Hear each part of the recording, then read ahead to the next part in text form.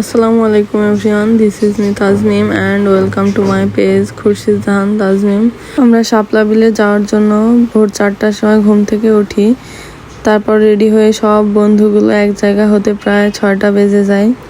শাপলা বিলে 7টার মধ্যে পৌঁছে যাই আমরা।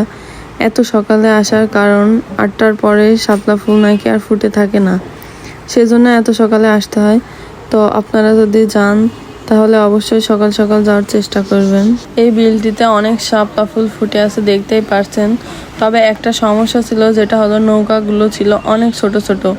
একটা নৌকায় মাঝি সহ আর 2 জনের বেশি ওঠা যায় না। তো দেখছেন আমি শাপলা ফুল তুলছি। নৌকা ছোট হওয়ার কারণে ভয় লাগছিল কখন জানি পড়ে যায়। আমরা আসার একটু পরে একজন মেয়ে নৌকাতে উঠতে গিয়ে পানিতে পড়ে গেছে। তো আমি এই শাপলা ফুলগুলো তুলতে পেরেছি অনেক কষ্টে। তো আপনারা কারা কারা এখনও শাপলা বিলে ঘুরতে যাননি বা গেছেন কমেন্টে আমাকে জানাবেন। তো সবাই ভালো থাকুন, আল্লাহ হাফেজ। আর যদি ভিডিওটি ভালো লেগে থাকে শেয়ার করে পাশে থাকবেন।